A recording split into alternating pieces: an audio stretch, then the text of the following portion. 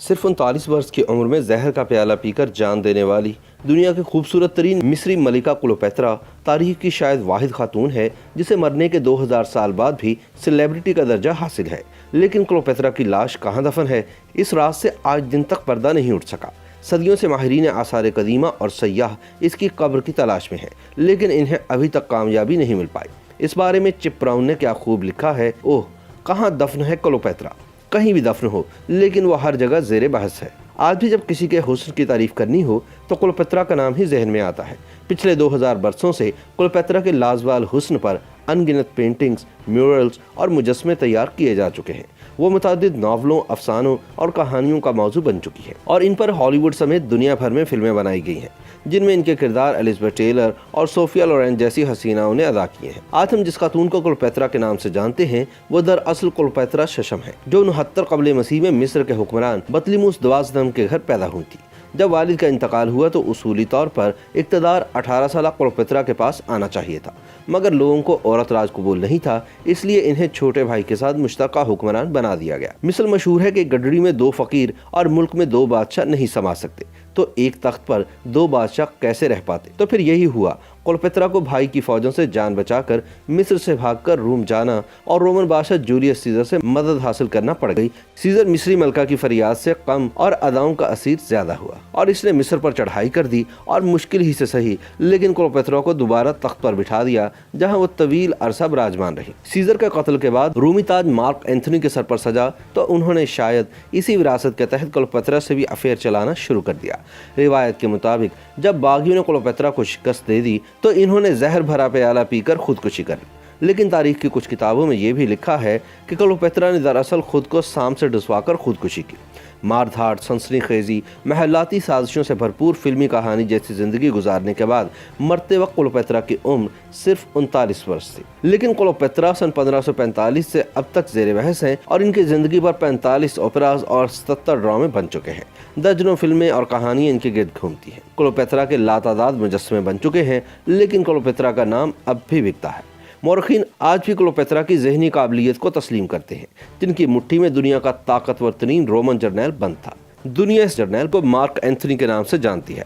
یونانی مورخ پلوٹاک کے مطابق ایک نظر دیکھنے والا کلوپیترا کے حسن کا غلام بن جاتا ہے۔ کلوپیترا کی بات چیت عالمانہ ہوتی تھی، ٹھہراؤ اور دلیل سے وہ خود کو ثابت کرتی، لہجہ ایسا جیسے کسی ساز سے دھنیں نکل رہی ہوں۔ وہ حربی فنون سے بھی واقف تھی۔ رومن سلطنت پر قبضے کی جنگ میں وہ اینتھونی کے ہمراہ کئی برس میدانوں میں ڈٹی رہی۔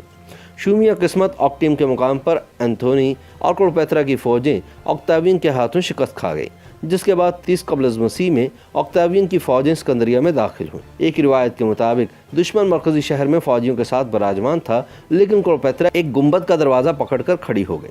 اینتھونی کی موت بھی اسی مقام پر ہوئی۔ اپنی ہی تلوار کے گھاؤ سے خون رستا رہا، لیکن اس نے پرواہ نہ کی۔ اینتھونی خون کے آخری قطرے تک اپنی کلوپیترا کے ساتھ دشمن سے نبرداز نہ رہا۔ بہادر مگر چلاک اینتھونی کو علم تھا کہ زخم کھانے کے بعد وہ زیادہ دیر زندہ نہیں رہ پائے گا۔ اس نے مشروب کا آخری گھونٹ پیا اور کلوپیترا کی باہوں میں دم توڑ دیا۔ چنانچہ کلوپیترا نے بھی زہر کا پیالہ پی کر موت کو گلے لگانے کا فیصلہ کیا۔ روم کے مورخین کے مطابق کلوپیترا کا مردہ جسم بھی اینتھونی کی طرح محفوظ کر لیا گیا تھا۔ مورخ پلوٹاک کی تحقیق کے مطابق مصر کی آخری ملکہ کو آکتاوین کے حکم پر اس کے رومن ساتھیوں کے ساتھ دفن کر دیا گیا تھا۔ کلوپیترا کی تلاش میں مورخین نے بہت کم دلچسپی لی۔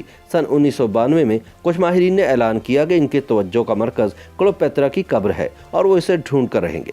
ایک فرانسیسی کھوجی فرینکیو اور اس کے ادارے European institute for under water archaeology نے قدیم رومن شہر اور میدان جنگ کے نقشوں کی مدد سے کھوج شروع کی۔ اسکندریہ کا بڑا حصہ دریا برد ہو چکا تھا، عین ممکن تھا کہ کلوپیترا بھی پانی میں ہی کہیں ہو۔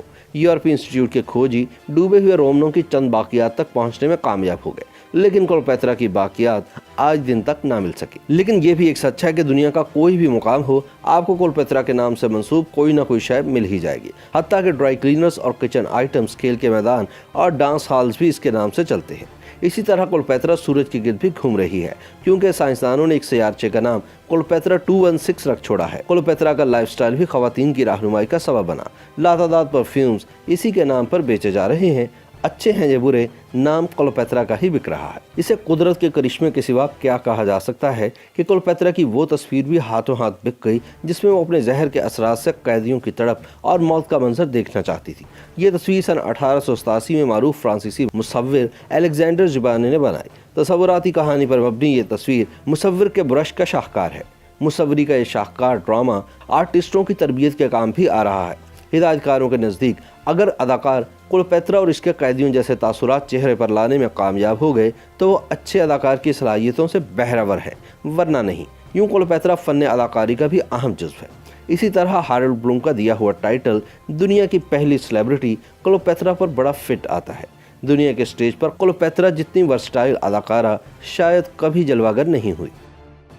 YouTube पर गूगली न्यूज देखने के लिए youtube.com की सर्च बार में गूगली न्यूज टीवी टाइप करें। गूगली न्यूज के पेज पर सुर्ख रंग के सब्सक्रिप्शन वाले बटन पर क्लिक करना ना भूलिए। YouTube पेज पर अपलोड होने वाली वीडियोस से बाखबर रहने के लिए बेल आइकन पर क्लिक कीजिए। आपको हर नई वीडियो के बारे में नोटिफिकेशन मौसूल हो जाएगा।